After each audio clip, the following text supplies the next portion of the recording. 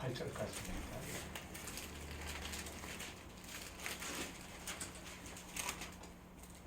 다 들으셨죠?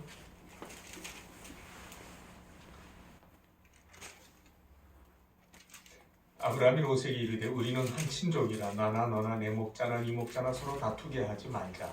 내 앞에 어깨없나니 있지 않느냐. 나를 떠나가라. 내가 주하면 나는 우하고 내가 우하면 나는 주하리라. 이에 롯이 눈을 들어 요단 지역을 바라본즉 소알까지 온 땅에 물이 넉넉하니 여호와께서 소돔과 고모라를 멸하시기 전이었으므로 여호와의 동산 같고 애굽 땅과 같았더라. 그러므로 롯이 요단 온 지역을 택하고 손으로 옮기 그들이 소돔한지라. 아브라함이 가나안 땅에 거주하였고 롯은 그 지역의 도시들에 머무르며 그 장막을 옮겨 소돔까지 이르렀더라. 소돔은 여호와 앞에 악하며 큰 죄인이었더라. 롯이 아브라함을 떠난 후에 여호와께서 아브라함에게 이르시되 너는 눈을 들어 너 있는 곳에서 북쪽과 남쪽 그리고 동쪽과 서쪽을 바라보라. 보이는 땅을 내가 너와 네 자손에게 주지 영원히 이르리라. 내가 네 자손이 땅에 티끌 같게 하리니 사람이 땅에 티끌을 능히 셀 수 있을진데 네 자손도 세리라. 너는 일어나 그 땅을 중간으로 다녀보라. 내가 그것을 내게 주리라. 다 같이 이에 아브라함이 장막을 옮겨 손에 있는 만물의 상수리 숲에 이르러 거주하며 거기서 여호와를 위하여 제단을 쌓았더라. 아멘. 할렐루야. 아멘. 네, 반갑습니다.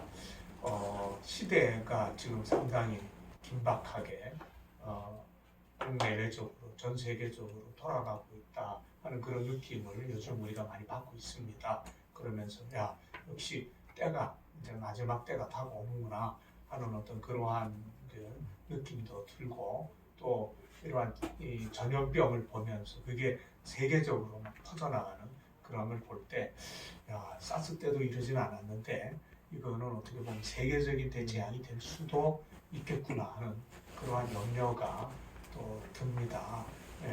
근데 제가 듣기로는 그러한 이 폐렴이 어떻게 보면은 자연 발생적이라기보다도 지금 많은 사람들이 그런 얘기를 하고 있습니다. 이거는 어떻게 보면 미생물 무기가 아니겠는가. 왜냐하면은 우한의 시장에서 발생이 됐다고 예측하고 있는 시장에서 32km 떨어진 데에 이러한 미생물 무기 공장이 세워져 있었습니다. 그래서 많은 분들이 전문가가 그거 위험하다. 중국은 어떤 면에서는 다른 나라보다 이 관리가 철저하지 못하다는 거죠. 그렇기 때문에 위험한 미생물이 이렇게 잘못해서 퍼져나가면 이거는 피해가 엄청 커질 수 있는데 저거는 좀 문제가 많이 있다 이렇게 예측을 많이 했는데 지금 32km는 중국에서는 바로 이웃과 마찬가지 거리입니다. 우리는 32km 하면 좀 떨어져 있는 것 같지만 중국은 너무 땅이 넓고 하니까 32km 하면 옆집이나 마찬가지 같은 그런 상황인데 거기에 어마어마한 무서운 미생물 무기 공장이 연구소가 있었다는 것이죠. 그래서 이건 정말 좀 많이 위험하겠다 이런 생각을 하게 된 것이죠. 근데 또 그런 생각을 하게 된 이유 중에 하나는 우한이라고 하는 곳은 어떻게 보면은 중국에서 굉장히 세계적으로 유명한 도시입니다. 그것이 막 물류 사통팔달의 물류의 중심 그러한 상업 도시라고 할 수 있고 국내만 아니라 전 세계에서 한국에서도 많이 가 있었잖아요. 그래서 거기 가면 싼 물건을 많이 이렇게 해서 팔고 사고 할 수 있는 그런 아주 집합지라고 하는 것입니다.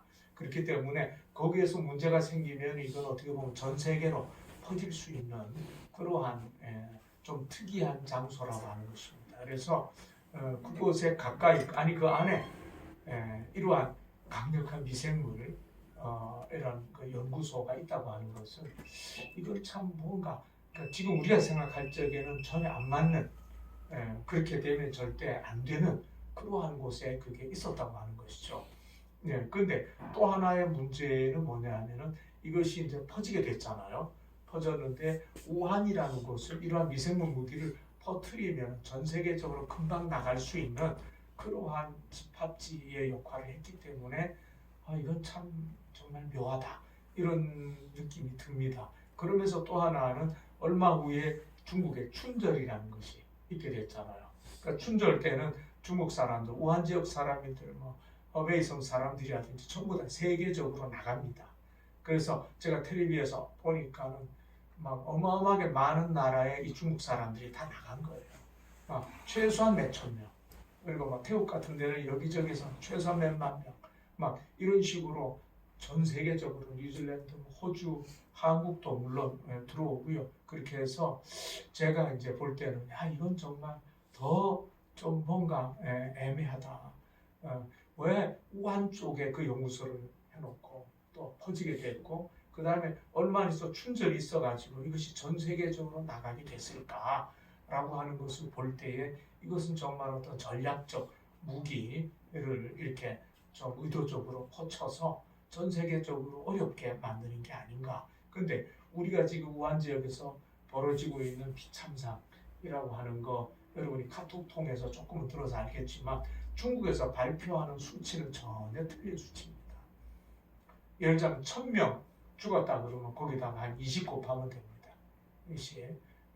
그러면은 이게 도대체 중국에서 말하는 숫자가 왜 이렇게 적으냐라고 하면은 중국은 사회주의 국가잖아요. 공산 사회주의 국가인데 어느 지역에 책임자들이 다 있어요. 있는데 몇 명 이상 사고 나고 몇 명 이상 죽으면 그 사람이 징계를 받게 돼 있어요. 그러니까 관리 감독을 제대로 못했기 때문에 이렇게 된 거 아니냐 이렇게 되는 겁니다. 그러니까 예를 들자면 갑자기 100명이 퍼졌고 100명이 죽었다 그러면은 이 사람은 그 얘기를 감히 못하는 거죠. 25명 죽었습니다. 문제가 안 될 만큼 수치를 축소해서 발표를 하는 거예요. 그러니까 중국의 그러한 통계 전통이 그렇게 되어 있습니다. 그러니까 그거를 그대로 다 믿으면 절대 안 됩니다. 중국은 지금 완전히 그냥 우한시 같은 경우는 완전 지역권을 방불케 하는 그러한 환자들이 미어 터지는데 병원에서 다 받지 못해서 지금 막 1000명, 1500명 베드의 병원을 임시로 막 건설했잖아요. 했는데 그냥 그래도 다 못 들어가고 밖에서 넘어져 있고 의사들이 감당을 못하고 하는데 이제 앞으로 그렇게 했지만 그것이 또 감당을 못하게 됩니다. 그러니까 이것이 중국 전역에 번질 가능성이 많기 때문에 15개 도시를 폐쇄했죠. 폐쇄했는데 중국이라는 나라의 상황을 보면은 그 폐쇄한 도시 안에 있는 사람들이 어떻게 될지 모릅니다.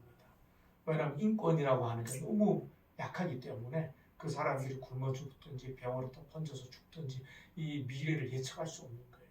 우리는 조금 예측할 수 있지만 중국은 그게 안 됩니다. 그렇게 해서 이것이 상해와 베이징도 퍼졌어요. 그렇기 때문에 상해와 베이징은 어떻게 되는 거냐. 그런데 우리에서 한국의 서울이나 대구에서 퍼졌다라는 거하고는 다릅니다. 왜냐하면 중국은 우리나라보다 비교할 적에 이러한 건강이나 이런 그 뭡니까 지역의 청결이라든지 이런 면에서 중국 사람들은 우리나라 사람보다 훨씬 떨어집니다. 문제가 생기면 우리가 생각하는 수준이 아닌 더 악한 수준으로 번지게 돼 있어요. 그리고 관리를 잘 못하기 때문에. 그래서 제가 뭐 중국 사람들이 미워서 그런 얘기하는 게 아니고 현실적으로 그런 게 있기 때문에 그렇게 얘기를 하는 것이죠. 그래서 어쨌든 간에 지금 중국에서 벌어지고 있는 상황, 우리가 생각하는 것보다 훨씬 심각하게 중국 전역으로 먼저 나갈 수 있는 상황에 지금 처해 있습니다. 있는데 한국도 이제 어떻게 됩니까? 조만간에 7만 명의 중국 유학생이 나갔다가 이제 중국에서 쉬고 한국에 들어오는데 7만 명의 중국 유학생이 들어옵니다. 그런데 그 사람들 어떻게 관리합니까? 관리할 수 있는 너무 숫자가 많아서. 근데 하루에 3만 명씩 중국에 관광객이 또 들어온다고 합니다. 그러니까 이 숫자는 더 어마어마한 숫자, 유학생보다 더 큰 숫자인데 한국에 우한에 있다가 온 사람들 750명 정도 비행기 2대에 나눠가지고 지금 충청도 지역에 관리하고 있잖아요. 그러니까 2주 있다가도 문제 없으면 이제 내보낸다 그 얘기죠. 근데 그런 숫자는 그렇게 할 수 있지만 7만, 10만 이렇게 되면 그 사람을 관리할 수가 없습니다. 근데도 한국에서 이제 허베이성 사람은 안 받겠다.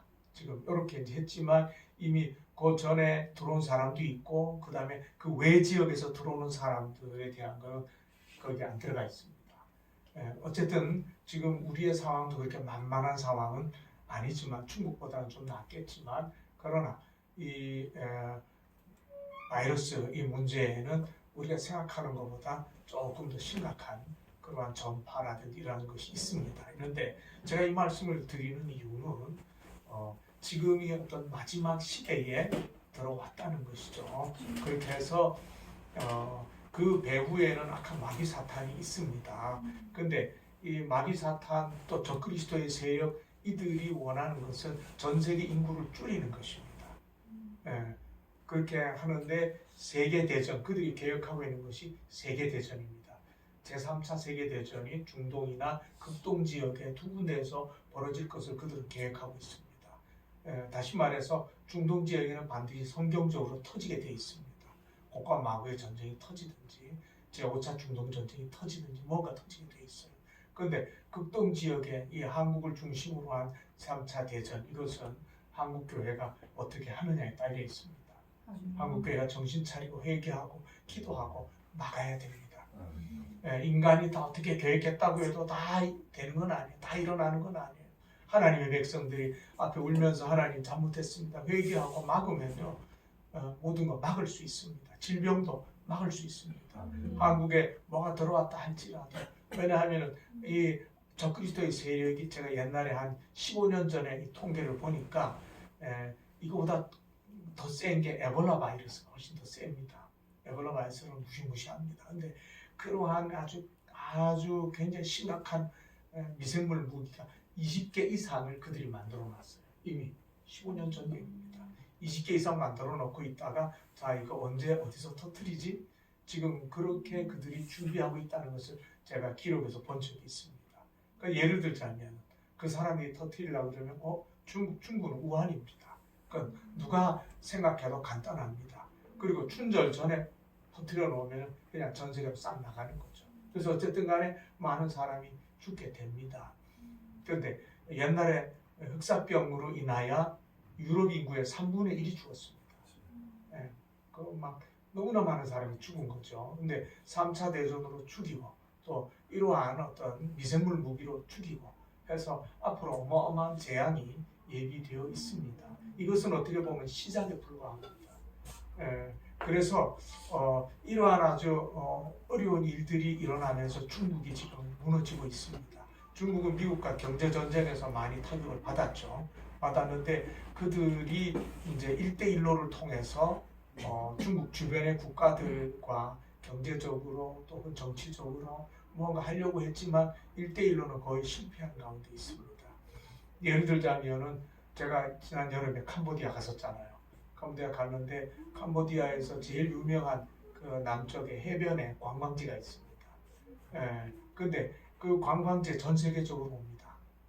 좋다 그래가지고. 근데 이 1대1로 사업을 중국하고 캄보디아가 벌이면서 아마 캄보디아 대통령이 돈을 많이 모은 것 같아요. 근데 그렇게 하면서 그 개발을 하도록 중국에 맡겼는데 거기서 막 즉 카지노 같은 거를 세우고 호텔 같은 것도 세우면서 더 큰 관광지로 키우겠다고 했는데 문제는 중국에서 캄보디아 사람을 사용해서 지어야 캄보디아에 도움되잖아요.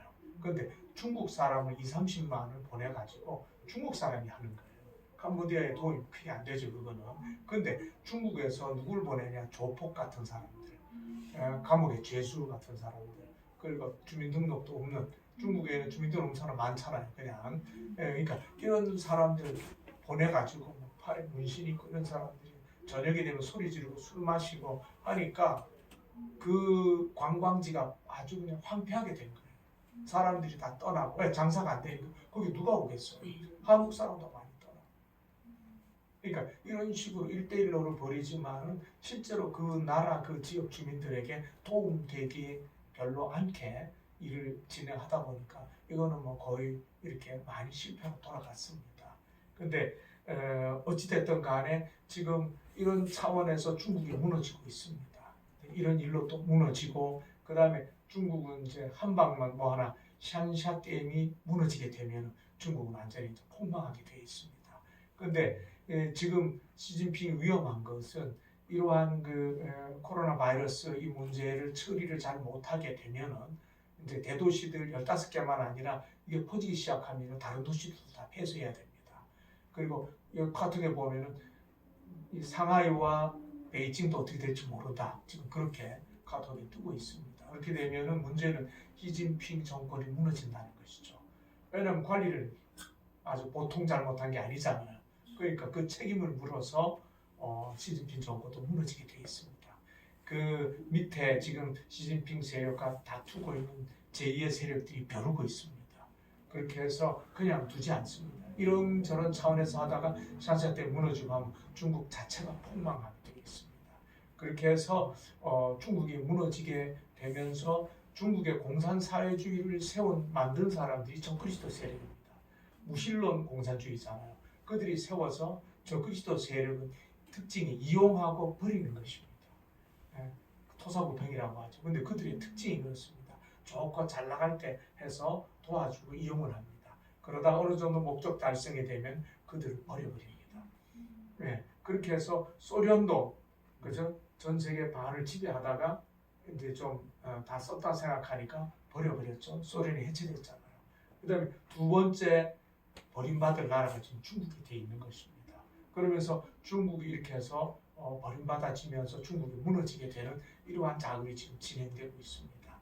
그런데 이러한 일들의 배후의 어둠의 세력, 마귀 사탄이 지금 모든 것을 조종하면서 마지막 때에 이러한 것을 통해서 적그리스도가 하려고 하는 게 있습니다. 그건 뭐냐면은 One World Government, New World Order라고 해서 전 세계 정치, 경제, 그 다음에 종교 이것을 하나로 묶어서 전 세계 인구도 줄이고 해서 통치를 하려고 하는 계획을 적그리스도 세력이 지금 세우고 있습니다. 그래서 금년 6월 6일 날 교황이 종교통합운동 이렇게 하려고 지금 이게 공식적인 발표를 하려고 준비하고 있습니다. 그렇게 해서 그들의 계략을 들어보니까 유엔을 통해서 이제 하는 건데 거기에 가입이 안 된 기독교의 목사는 공식적으로 목사 인정을 안 해준다는 것입니다. 이건 보통 일이 아니죠. 굉장히 쉽지 않은 그러한 어려움이 생기게끔 로마 교황이 종교 통합 운동을 지금 하고 있는 것입니다. 그러면서 조 목사님 일어나서 기회가 있으세요.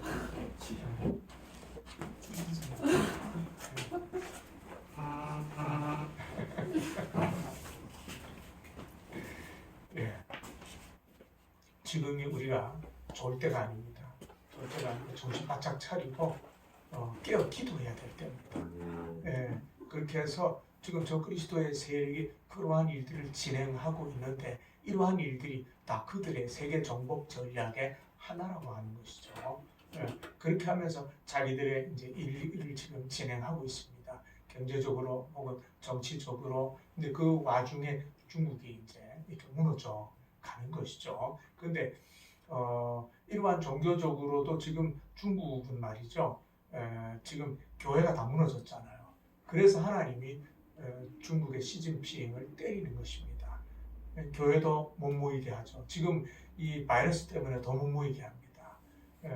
그리고 가정교회 혹은 제3자 교회도 지금 제대로 모임을 못 갖게 합니다. 모임 갖더라도 우리 여기서 얘기 들었지만은 중국 홍기 흔들게 하고 중국이 먼저 우리에게 얼마나 하나님 이상으로 중요한 국가적인 것일까 라는 것을 외우게 하고 그것을 먼저 설명하게 하고 그 다음에 예배를 드리게 하고 이건 교회가 아닙니다.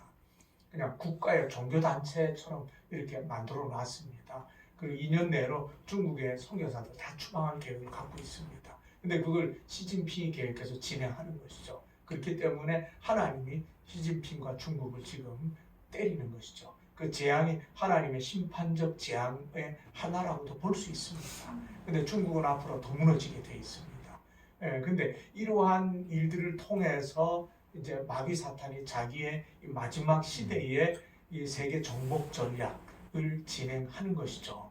우리는 패권주의 시대에 살고 있다 이런 얘기를 합니다. 물론 세계 패권을 장악하고 있는 나라는 미국입니다. 미국의 전 세계의 정치, 경제, 문화며 모든 것들을 장악하고 주도해 가고 있다고 볼 수 있습니다. 그런데 중국이 과거에 몇 년 전에 수년 전에 중국이 몇 년 뒤에는 아마 미국을 압도할 수 있는 경제력이나 이런 것을 갖게 되지 않겠나 하는 이러한 발언들이 많이 나왔습니다. 그런 가운데 이제 중국이 내 전 세계 패권을 좀 장악해 봐야 되겠다 이런 생각을 가진 것은 사실이죠. 시진핑이 이제 그 꿈을 그게 중국몽이라고 하는 것입니다. 몽이 꿈몽자죠. 중국의 꿈을 그렇게 세계 패권 국가가 한번 돼보자라는 것을 이야기를 공공연히 했지 않습니까? 그러니까 우리가 중국몽에 대해서 알고 있는 것이죠.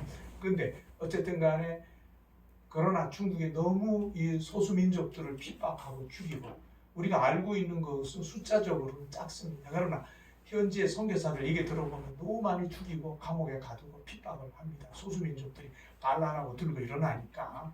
예, 그리고 막 소수민족들의 땅을 다 뺏고 그렇지 않습니까? 그들의 나라를 중국이 억지로 지배하고 있는 것이죠. 몽골 땅의 반을 뺏었습니다. 그래서 몽골은 있지만 반은 내몽고가 됐죠. 중국의 영토가 됐어요. 그런데 어쨌든 간에 그런저런 하나님 보실 때에도 너무 악한 일들을 중국이 많이 했고 중국은 모택동 문화혁명, 공산주의 혁명할 때 공식적으로 죽인 숫자가 8천만 명입니다. 8천만 명. 작은 숫자가 아니죠.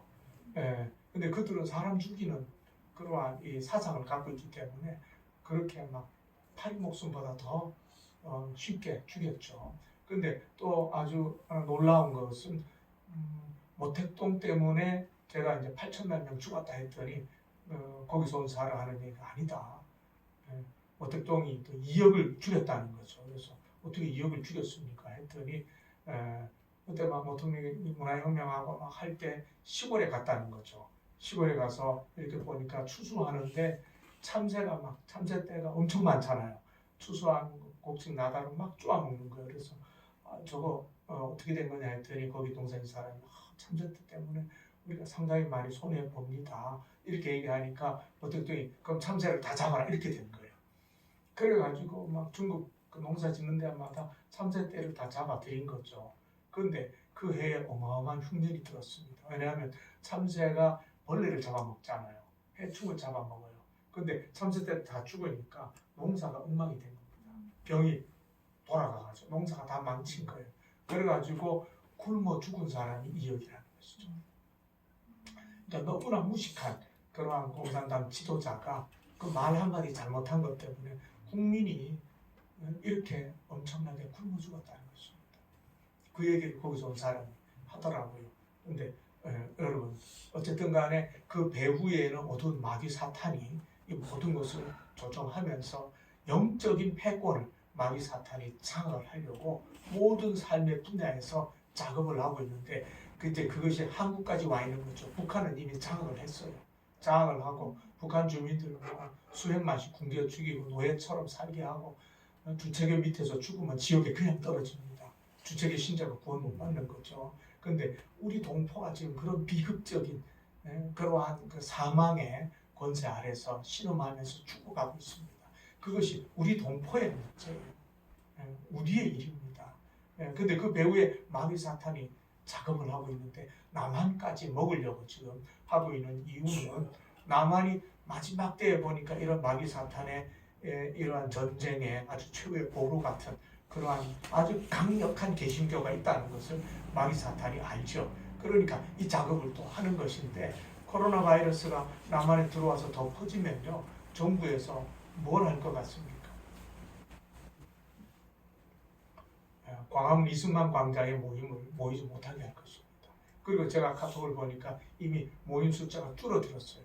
네, 퍼질까봐. 그렇게 대형으로 모이는 곳에는 퍼지면 크게 문제됩니다. 그러니까 그들이 조금만 더 퍼지면 그거를 아주 이게 뭐 경찰을 동원해서 못 모이게 할 거예요. 금지시킬 거예요. 그 다음 단계가 뭐겠습니까? 그 다음 단계가 교회 예배를 못 드리게 할 겁니다. 왜냐하면 교회가 10,000명, 10만 명 모이는 교회도 우리나라에 꽤 많이 있잖아요. 근데 그렇게 많이 모이면 그게 또 번지게 될 가능성이 많다 해서 지금 벌써 슬슬 작업을 하는 것을 보이고 있습니다. 텔레비에서. 왜냐하면 이마트 뭐 이런 그 큰 사람들 많이 모이는 그러한 기관이 문을 닫고 있어요. 지금. 이마트가 모입니다. 환자가 A 환자 뭐 18번 환자 다녀간 거기에 또 그 뭐 문 닫고 있고 뭐 백화점도 문 닫고 이런 식으로 가면서 서서히 전 그걸 보면서 뭘 느끼냐고 이거 이제 교회까지 오겠네 하는 생각이 드는 거예요. 교회는 더 많이 모이거든요. 몇천 명 모이는 교회는 숱하게 많아요. 그런데 그거 퍼지면 어떡하냐 하고 금지할 거예요. 그러면은 이제 개별적으로 막 이제 모임을 가져야 됩니다. 이 스마트폰 가지고 예배 드리고 뭐 이런 사태가 중국과 비슷한 사태가 벌어집니다. 그런데 물론 그것 때문에 더 뜨거워지는 부분도 없잖아 있겠지만 연약한 자들이 많이 떨어져 나갈 수 있다는 것입니다. 제가 이 말씀을 드리는 것은 마귀 사탄이 마지막 때에 전 세계의 영적 패권을 장악하고 자기의 속의 목적을 달성하기 위해서 강력한 지금 전투를 벌이고 있다는 것입니다. 그래서 우리가 이제 하나 좀 깨달아야 될 것은 하나님도 이 모든 것을 막기 위해서 하나님의 백성을 지키고 복음을 전해야죠. 이러기 위해서 하나님도 마지막 영적 패권 전쟁을 마귀 사탄을 대적해서 하나님이 벌이는 영적인 패권 전쟁이 있다는 것입니다. 할렐루야. 예, 그러면서 그것은 물론 복음을 통해서 이루어집니다. 하나님이 그를 위해서 한 백성을 지금 예비하고 있습니다. 그 백성이 대한민국 백성입니다. 대한민국 백성처럼 뜨겁고 열정적이고 주님을 위해서 헌신된 백성 지금 이 마지막 때에 찾아볼 수 없습니다. 예, 제가 볼 때 미국에 굉장히 뜨거운 사람들이 많잖아요. 많은데 제가 미국에 94년도에 안식년을 갔었습니다. 미국에서 LA 그 밑에 오렌지 카운티라는 데서 1년을 지냈습니다. 근데 거기서 저는 미국의 실상을 봤어요. 뭐냐 하면은 작년에 120명인데 금년에 80명이에요. 미국의 교회들은. 작년에 80명, 지금에 40명. 퍽퍽 줄고 있죠. 그리고 미국의 교회들이 크고 좋은 교회들이 많아요. 근데 가서 보니까 거의 다 한국 교회가 다 차지하고 있어요. 그러니까 미국 교회는 오후에 작으니까 예배 드리고 11시 본당 예배는 한국 교회가 하고 있어요. 근데 조금 있다 보니까 제가 이제 마무리 안식년 끝나고 갈 때쯤 되니까 어떤 현상이 왔냐 하면 그 큰 거 좋은 교회들을 한국 교회가 다 샀어요.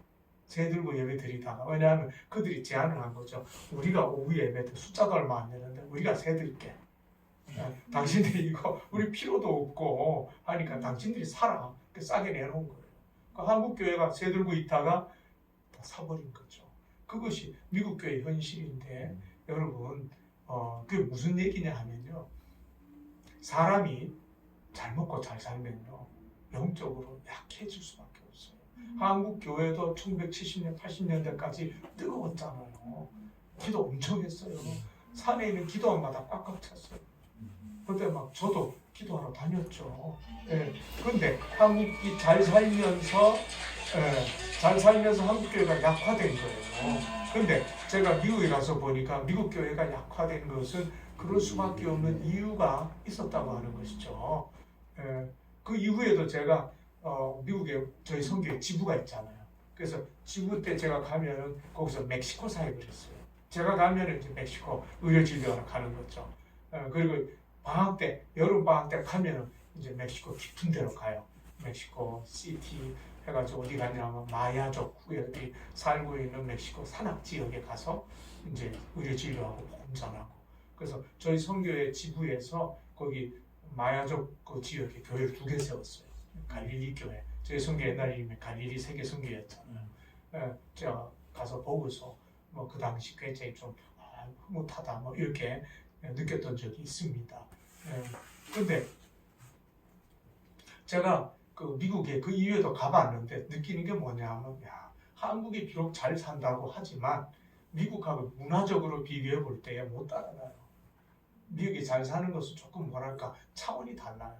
넓은 땅에 그냥 안락하게 모든 것이 문화적으로 뛰어나고 그렇게 해서 우리가 조금 경제적으로 잘 산다는 것 뿐이지 진짜 잘 산다고 말하기가 거기 가보면 위축감을 느껴요. 그래서 미국이 이래서 잘 사는 나라라고 하구나 라는 것을 거기 가면 여러분도 느끼실 거예요. 그런데 여러분 잘 살기 때문에 미국 교회가 약화되는 거예요. 저는 그걸 보면서 그래 한국도 좀 경제적으로 잘 사는 거 때문에 약화됐잖아요. 지금 타락하고 그리고 쇠약해지고 있잖아요. 이제 조항균 목사님도 이제 화려한 곳에서 살게 되면 어떻게 될지 모르죠.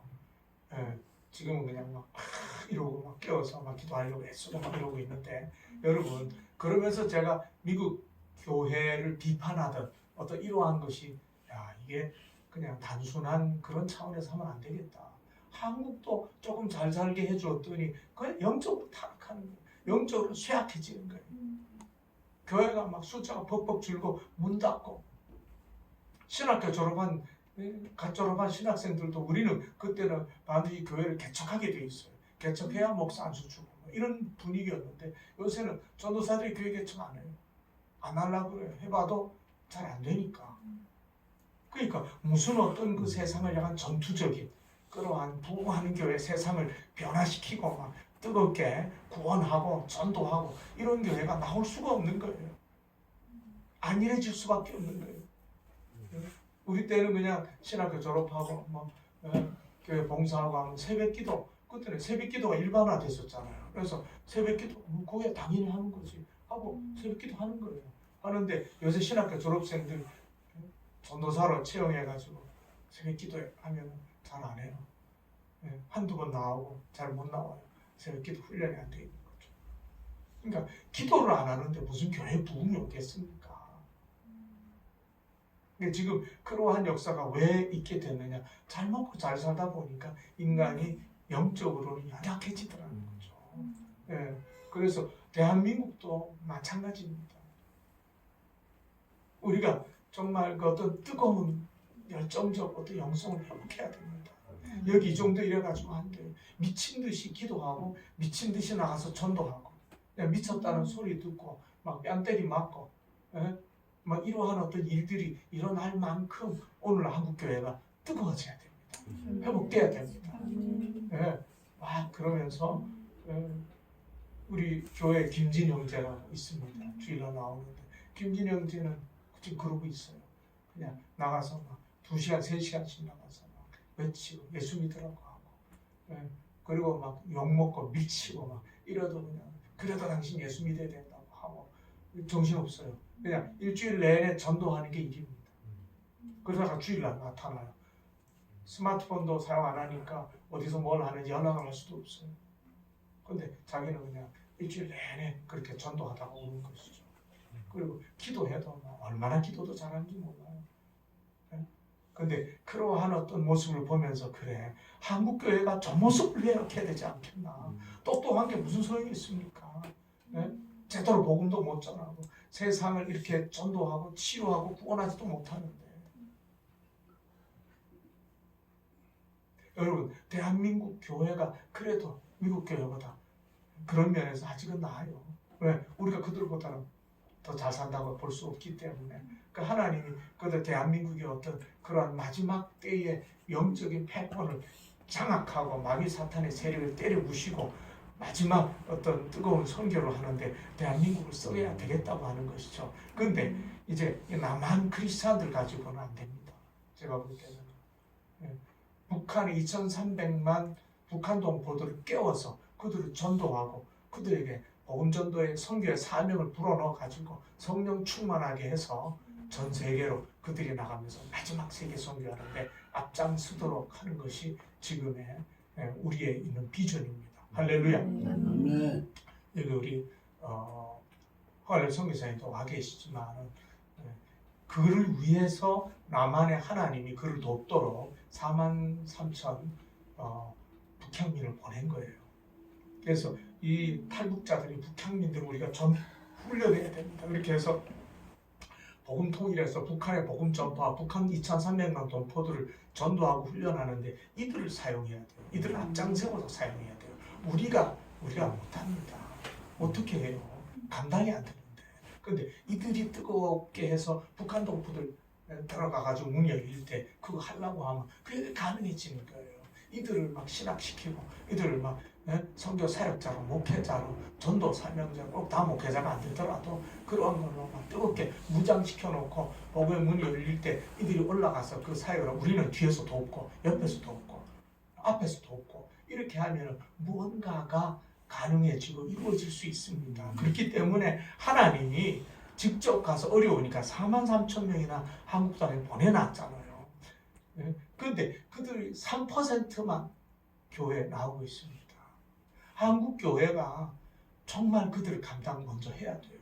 하나님이 먼저 해보라고 보낸 거예요. 그래야 북한이 열려졌을 때 북한 동포들 전도 훈련 누가 해요? 우리가 못해요. 탈북자보다 더 센데 우리가 어떻게 감당하냐고요. 그러니까 지금 헌랩 선교사도 러시아 가가지고 지금 북한 노동자들 이렇게 하려고 하는 거잖아요. 근데 아무나 할 수 없는 일을 할 수 있기 때문에 하려고 하는 것이죠. 할렐루야. 여러분, 그래서 금년에 우리도 이제 북향민들 생각해서 훈련 아카데미 이제 1년 코스로 우선은 시작을 하려고 지금 준비 작업 들어갔잖아요. 근데 안 할 수 없는 사역, 해야만 하는 사역입니다. 안 하면은 북한이 열려도 우리가 북한 동포들을 전도 훈련할 수 없어요. 여기에서 성공적인 열매를 맺어야 됩니다. 그거는 이유가 없어요. 무조건 해야 돼요. 하나님이 하라고 보내놨는데 한국 교회가 못하고 있잖아요. 안 한다기보다도 못하는 거예요. 97%가 길거리 헤매고 있잖아요. 지금 교회 안 오고 있잖아요. 그들은 어떡할 거예요?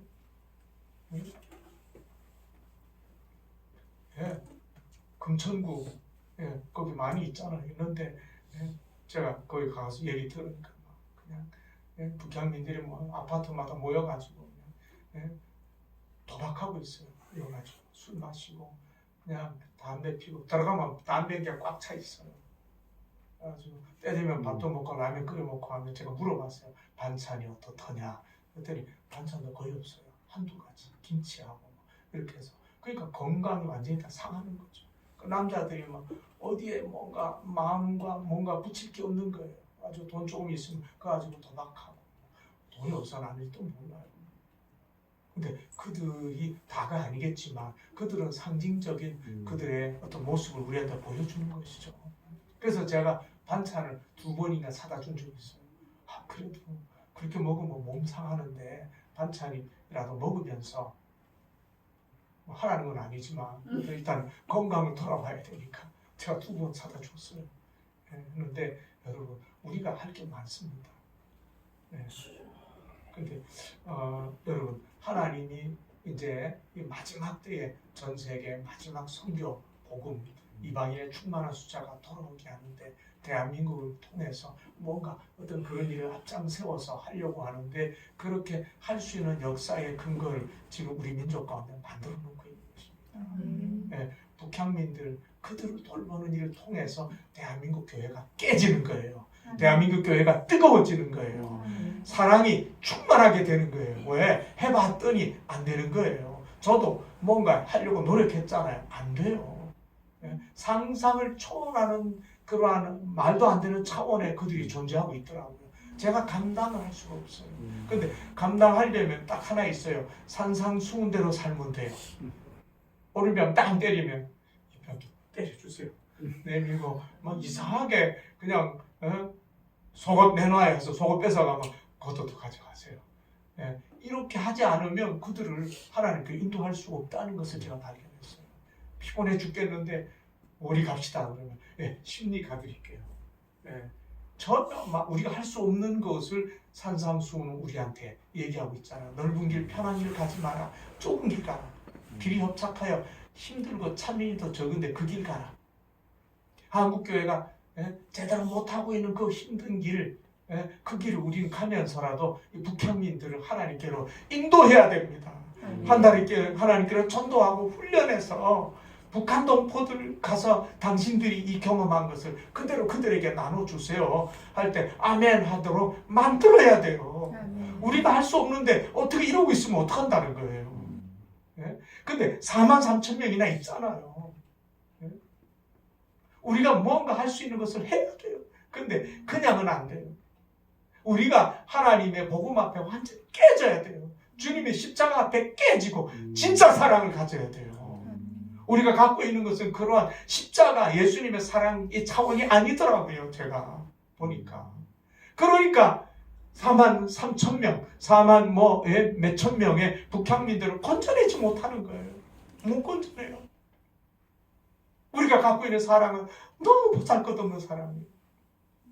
어떻게 보면 가짜죠. 주님의 십자가 산상수훈에 비하면 가짜죠. 우리가 갖고 있는 거예요. 그러니까 그들을 감동을 시킬 수 없는 거예요. 여러분, 정말 이 사역을 감당하기 위해서 우리는 복음 앞에 서야 돼요. 진짜 주님의 십자가 앞에 서야 되는 거예요. 하나님의 말씀 진리대로 내가 순종하겠나이다라고 하는 진실한 신앙, 이것을 회복하지 않으면, 그리고 이건 성령의 역사가 있어야 됩니다. 아까 마귀 사탄의 역사에 막 찌들려 있잖아요. 그들을 어떻게 건져내요? 어떻게 할 거예요? 무슨 힘으로 건져내요? 그런 영성이 어디 있어요? 뜨겁게 기도하고 또 기도하고 성령 충만한 은사와 능력으로 막 뜨겁게 펄펄 뜨거워서 돌아가지 않으면 그들 전도 못합니다. 예, 그냥 하면 돼요? 안 됩니다. 영적인 전쟁에서 그들을 건져내야죠. 마귀 사탄 다 쫓아내야죠. 그런데 이 정도 기도 가지고 할 수 있을 것 같아요? 안 됩니다. 손만 대면 그 환자, 북향민도 아픈 데가 다 있잖아요. 몸이 아프니까 손 대고 기도하면 펄펄 일어나야 돼요. 그러면 그들이 그냥 놀래가지고 하나님 앞에 돌아올 마음의 문이 열리겠죠. 그런데 우리한테 지금 그 은사가 와 있습니까? 그냥 기도한다고 그 능력이 나타나요? 안 나타나잖아요. 우리 주변에 아픈 사람이 얼마나 많아요. 그 아픈 사람부터 건져요. 치료해요. 복음서의 반은 예수님이 뭐 하셨어요? 저는 성경 보면서 요즘 더 그걸 느껴요. 예수님 사역의 반은 치유사역 했더라고요. 치유사역. 3년 짧은 사역의 반을 치유사역에 다 바쳤어요. 예수님이 시간과 열정과 모든 것을. 밥 먹을 시간도 없었어요. 예. 그런데 오늘 우리는 왜 이렇게 아픈 사람들 사역을 이렇게 외면하고 있어요? 왜 그들을 살릴 수 있는 신유의 능력과 은사가 왜 이렇게 안 나타나요? 왜 이렇게 없는 거예요? 왜 그렇게 하겠다는 열정이 없어요? 왜 그렇게 할 수 있는 능력을 못 갖고도 왜 가만히 있어요? 왜 이렇게 영적으로 무기력하면서도 왜 안 해요? 주님은 사역의 반을 치유사역에 썼다니까요. 그런데 저는 그거 보면서 그래, 이게 메시지구나. 오늘 한국교회 크리스찬이 회복하고 진짜 회복해야 될 게 신유사역이에요. 치유사역이에요. 왜? 예수님은 그 사역을 위해서 반을 썼다니까요. 반 이상을 썼어요. 오늘 한국교회 크리스찬들에게 그러한 치유의 능력이 있습니까? 주님의 사도들도 다 죽은 자 살렸어요. 사도 바울조차도 죽은 자 살렸잖아요. 근데 우리는 오늘 아프면 다 어디로 가라 그래요? 아프면 빨리 병원에 가. 그게 우리의 말할 내용이 아니에요. 다 돈도 들어가고 복잡해집니다. 암 환자들 병원 가면 골치 아파집니다. 머리 다 빠지고 방사선 치료, 화학 치료 받게 되면 사람이 반은 죽잖아요. 생명 조금 연장되다 거의 다 죽어요. 제가 거짓말 하겠습니까? 그건 아니죠. 근데 우리가 하나님께 치유의 능력 건설을 받아서 기도하면 암 환자들 살잖아요. 그러면 복음이 전파되잖아요. 제가 요즘 그 호사나 의원 때문에 환자들 놓고 기도하잖아요. 기도하는데 100% 다 하나님 완치되게 해주시라고 기도해요. 근데 환자들이 거기서 한 명만 나았다고 하면 이거 난리가 납니다. 환자들이 몰려오고 미어 터지게 돼 있어요. 그런데 문제는 낫지 않는다는 거죠. 아직 환자가 안 일어나요. 물론 일어날 거를 저는 기대하고 있습니다. 때가 되면. 왜냐하면 저만 기도하는 게 아니고 지금 많은 목회자들이 다 기도하고 있습니다. 얼마 전에 이상 목사님도 다녀갔어요. 다녀갔는데 제가 얘기했죠. 한 명만 좀 당신 자꾸 신유의 은사 얘기만 하지 말고 한 명만 좀 일으켜다오. 그래서 한 명 연결해 줬어요. 줘가지고 여러 명 필요 없다. 이 한 사람만 좀 완전 치유되게 일으켜 주시오. 기도하시오. 이 사람이 원격 치료니 뭐 이런 얘기 하거든요. 원격 치료가 해주시오. 안 오더라도 기도하면 나으니까 아멘하고 갔어요. 그 어쨌든 간에 환자는 낫게 돼 있습니다. 지금. 막 이제 전 딴 생각 안 하고 완치만 하고 지금 믿고서 기도하니까 제 마음이 이제 조금씩 뜨거워지고 있어요. 조금씩. 그러면서 이거 이제 마음속에 환자 낫겠네. 옛날에 없던 마음이 생기더라고요.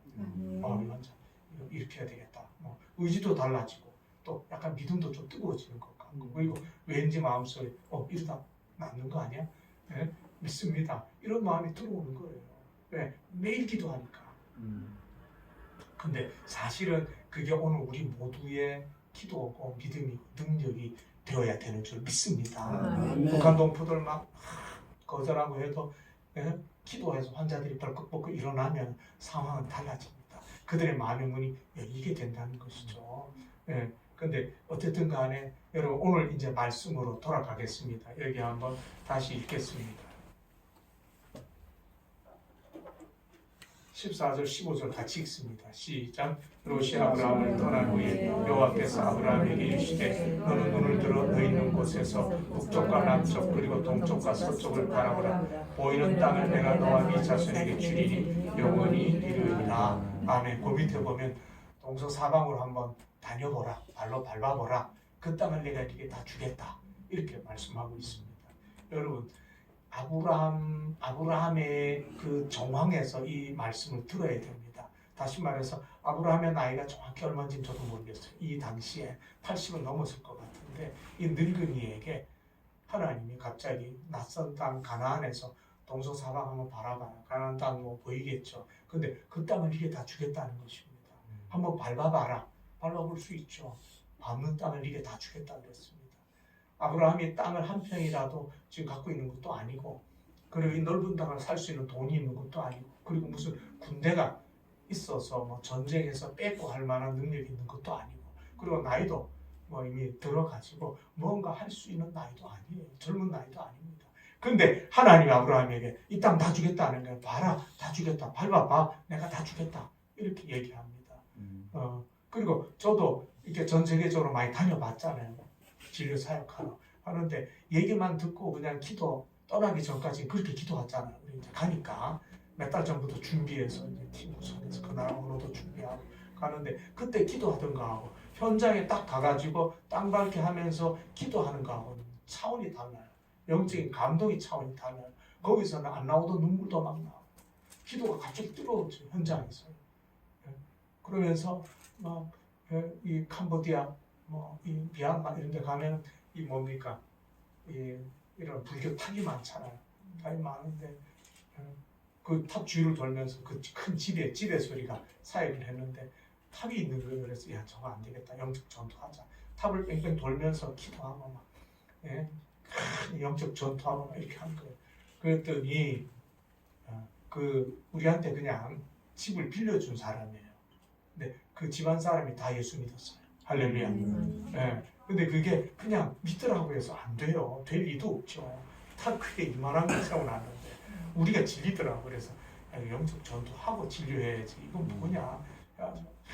했더니 그 집안 사람이 다 예수 믿었어요. 근데 여러분 하나님께서 우리들에게 마지막 시대에 하나님의 영적 패권 전쟁, 마귀 사탄하고 지금 하나님도 해요. 하는데 대한민국 크리스찬이 함께 그 사역에서 앞장서서 하나님은 쓰임 받기를 원하세요.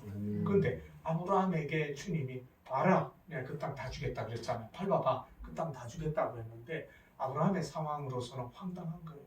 내가 어떻게 이거 준다고 해서 얻을 수 있는 힘이 있는 게 아니잖아요. 근데 하나님이 아브라함에게 주시는 약속은 너무 황당하고 크고 놀라운 것이라는 것이죠. 근데 여러분 오늘 이 말씀이 우리들에게 주시는 메시지입니다. 여러분 이 시대는 글로벌 시대잖아요. 그래서 그냥 테레비만 봐도 전 세계 우리 눈앞에 왔다 갔다 합니다. 하는데 지금 하나님께서는 대한민국 백성에게 전 세계를 바라보라고 하고 있습니다. 전 세계를 바라봐라. 내가 네게 그 땅 다 준다는 것입니다. 할렐루야. 한번 밟아봐라. 저도 많이 밟아봤죠. 근데 밟는 땅 네게 다 준다는 것이죠. 할렐루야. 여러분 이 메시지의 의미가 무엇입니까? 아브라함이 그때 나이가 늙도록 그 땅을 다 얻지는 못했죠. 나중에 이제 모세, 여호수아 해서 후손들이 얻었잖아요. 그죠? 그런데 하나님이 네게 주겠다 했잖아요. 했는데 여기서 하나님의 마음을 읽어야 됩니다. 이것은 이제 하나님의 백성들에게 열방 전 세계를 준다는 것입니다. 시편 2편에 보면 열방을 구하라 내가 네게 주리니 그렇잖아요. 네 소유가 땅끝까지 이르리라 내가 네게 철장 권세를 준다. 요한계시록 2장의 도아디라 교회에 똑같은 말씀을 주었어. 철장 권세를 준다. 내가 네가 열방 모든 땅을 구하는 대로 내가 다 주겠다 그랬습니다. 철장 권세는요 복음의 능력을 말하는 것입니다. 여러분 그것이 이미 구약 성경 10편에도 나오고 신약에도 나온 것인데 이것은 뭐냐면 마지막 때에 하나님의 백성들이 열방을 정복할 것을 주님이 말씀하고 있는 것입니다. 이것이 마지막 시대에 이루어 가시는 주님의 영적 패권 전쟁의 모습을 의미하고 있는 것입니다. 아브라함이 받았고 아브라함이 이루지 못했죠. 받긴 받았는데 후손들이 겨우 차지한 게 가나안 땅 차지했습니다. 주님의 이 오늘 메시지 의미는 그게 다가 아닙니다. 여기서 우리는 주님의 트럼펫 같은 우렁찬 음성을 듣습니다. 그건 뭐냐 하면 열방을 바라보라는 것이죠. 시편 2편에 나온 것처럼 열방을 바라봐라. 그리고 바라보